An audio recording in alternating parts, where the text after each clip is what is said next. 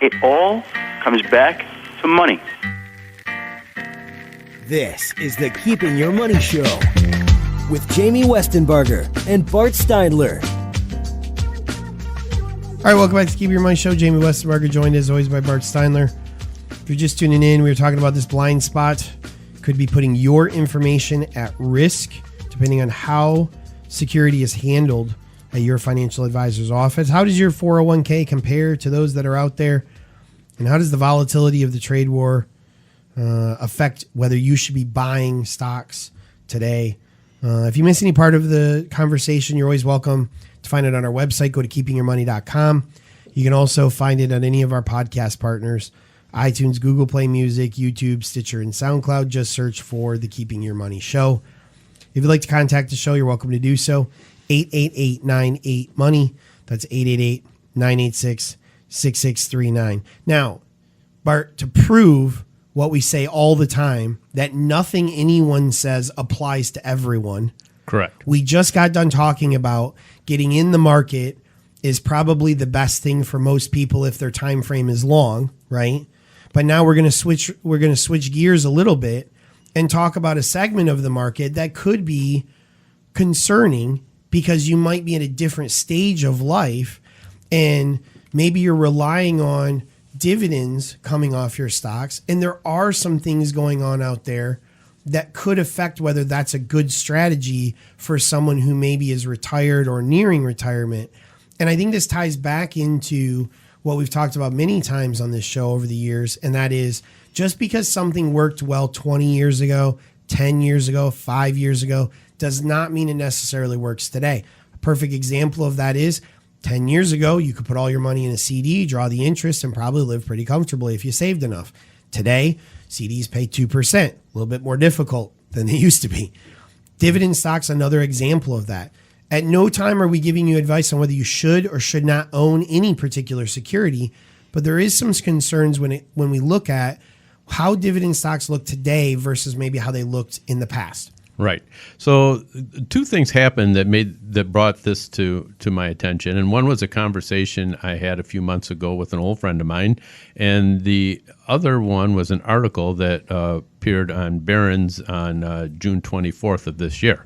And the article in Barron's does make some specific recommendations. So if you want to see that, you can look up the article in Barron's. It's called 5 Dividend Stocks That Are Primed for a Rate Cut. But we on the show are not making specific recommendations. We're just talking about this concept.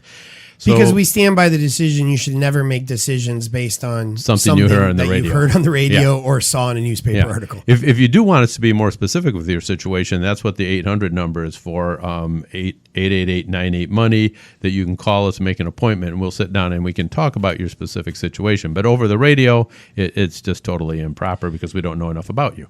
So let's talk a little bit about, Bart, what has happened with corporate balance sheets over the last 10 years that kind of changes the dynamic of which how we look at corporations. Many of them Fortune 500 companies, very successful companies, but there's a large difference between what they look like today and what they've looked like in the past. Right. So $2 trillion is a lot of money. Sure. Unless you're the U.S. government, then it's not. Yeah. So what has happened is that corporate debt over the last decade has risen from a total of $5 trillion to a total of $7 trillion. And a lot of the reason for that debt is because these companies have borrowed money to purchase their shares back. It's called share buybacks, which is pretty, usually is pretty good for the investor because there's fewer number of shares. The problem is that a lot of these companies are also using the cash flow from their company to pay the dividends, and they've been increasing the dividends over the same amount of time. And purchasing their stock. So at some point, if the company isn't able to buy those shares back and pay out those dividends out of their cash flow, and they're going to borrow, and they're borrowing money in order to achieve those goals, then that makes the quality of the dividend less than what it was before. And so here's a scenario with that, to kind of break that down a little bit differently. It used to be if a company borrowed money, they were borrowing it because they were building a new factory.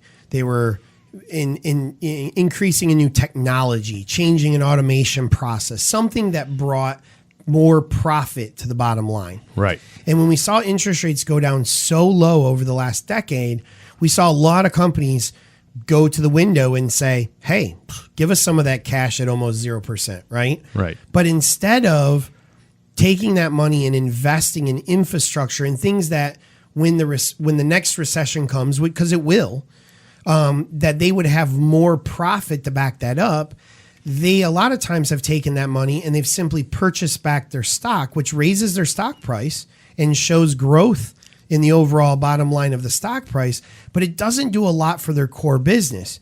And you might say, well, why does it matter? Well, it matters because someday those low interest rates are going to go away. And when companies have taken out an additional $2 trillion at little to no interest, and someday have that interest adjusted to a more reasonable interest rate that is more likely to be the case, 6-7%, they may not have the cash flow to cover their dividends as well as cover the loan servicing that's necessary on this money that they've taken out. Right. Or if there's a downturn in their business. Sure. They all of a sudden, just common sense. If you have a business downturn and you have more debt than you had before, you have less money to service that debt.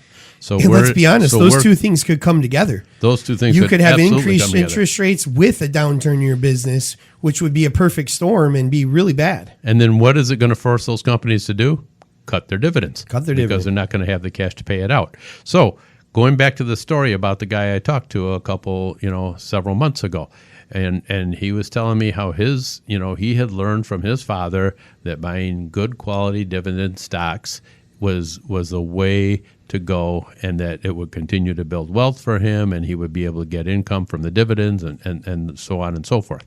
Not saying that that's wrong, just saying that if that's your philosophy, that you want to think about this aspect of it, and that maybe you want to think about diversifying those strategies so that maybe the dividend stocks are part of your strategy, but there's other part of your strategies in case the dividend stocks don't work out so well. Mm-hmm. And those are the type of things that we can work with you on. Well, and I think it goes back to that whole thing too, like we've said. I mean, just don't assume because something has worked in the past, it will work again. It's just not. That's not something that is kind of guaranteed to be a thing. Mm-hmm. We can't look at history and say historically interest rates have been 6.5 to 7%. Historically, GDP has been this. Historically, all of those things don't apply today. You know what we've never had historically? We've never had algorithmic trading historically. We've never had the amount of computers trading stocks like we do today. We've never had the amount of corporate and government debt that we have presently. So because of all of that, we have to remember that things are different, and we have to make sure that we're investing with our eyes open to the fact that the way your dad did it, or even maybe the way you did it 10 or 15 years ago, isn't necessarily the best way to do it today. Don't get, punch drunk from the idea that, I'm getting this great dividend, it's like, it might not always be the case, so just be aware that sometimes things aren't as they appear, and you got to look below the surface a little bit to make sure you really understand what you're looking at. All right, coming up, we're going to wrap up the show, send you into the weekend right here on the Keeping Your Money Show.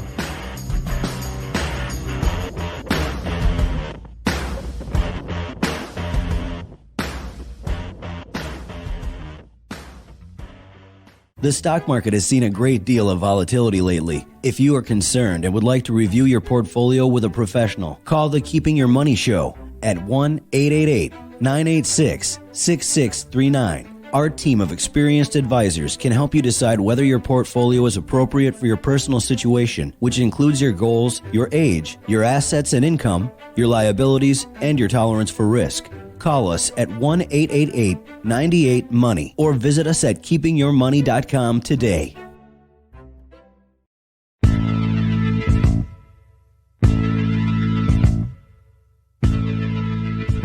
This is the Keeping Your Money Show with Jamie Westenbarger and Bart Steindler.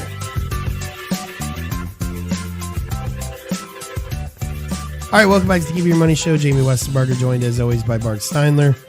Another show in the books, the last one for July as we start inching towards August. It's kind of sad that July is over, but here we are. Yeah, I need a mulligan on summer. Yeah, I tell you. Well, we at least should get an extra month since June doesn't actually qualify as being part of summer this year. I totally agree. Yeah. This is the Keep Your Money Show, though, where we cut through all the bulls, the booyahs, the bells, whistles, honks, and horns to get you the information that actually helps you move towards retirement. If you missed any part of the show, maybe you're tuning in for what's coming on next, come back an hour earlier. We're here every week. Kind of breaking down, I don't know, maybe some of the difficult stuff that isn't getting talked about enough. This week we talked about the blind spot that could be putting your financial advisor and therefore you and your information at risk. How does your 401k company compare to the average? Are you letting volatility and trade wars scare you away from the stock market? We talked about why that could be a mistake. And dividend stocks. Is there problems with potential rate cuts down the line because of an overwhelming amount of debt? We delved into that as well. If you missed any part of the show, you can always find it on our website. Go to keepingyourmoney.com. You can also find it on all of your favorite podcast partners, iTunes, Google Play Music, SoundCloud, YouTube, and Stitcher. If you want to reach out to the show, feel free to do so. 888-98-MONEY is the number, 888-986-6639, or send us an email, info, I-N-F-O, at keepingyourmoney.com. Great golf outing this week. One last time, just want to say thanks for everyone that came out and all of our great support and sponsors. Really appreciate it. Had 8 women come up from Kalamazoo to golf, and want to thank them for making the trip. Very cool. Very cool.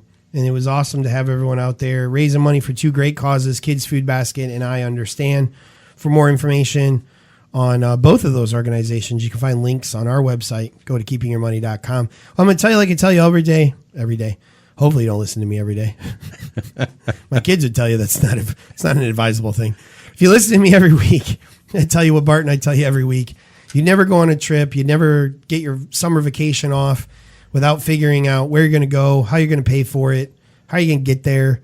You know, no one ever shows up to a cruise ship planning to just hop on. If you try and go to a hotel on the 4th of July without making a reservation ahead of time, you're probably not going to be happy with the result of that. It's really the same with retirement. We think about it as a destination, like, hey, I finally made it, yay. But in reality, it's just the beginning of the next journey, the next phase of your life. That's probably going to incorporate another 20, 30, even 40 years. And if you're not properly planning for that, if you don't have the roadmap for that, if you don't know how you're going to generate income to make that successful and happy for yourself, then you really are missing a big portion of what you need to be doing. Let us help you generate an income distribution plan. Let us help you create a roadmap. We'd be happy to do it. We do it all the time. And we would be happy to sit down with you. First consultation is absolutely no cost or obligation. Give us a call, 888-98-MONEY. That's 888-986-6639. For everybody here at the Keeping Your Money Show, all of our strategic partners, Kylan Law, Broll Tax and Accounting, all of our wonderful advisors, Dan Van Singel, Shane Thorson, Nate Boonstrom, Matt Cerna, Adam Seifert, Jonathan Hayes, Troy Fox on the Lake Shore, Dave Bruce, and Leo Solano, our wonderful producer, Laura Ridenauer, and my partner in crime, Mr. Bart Steinler. I'm Jamie Westenbarger. Thanks for listening. Have a fantastic weekend.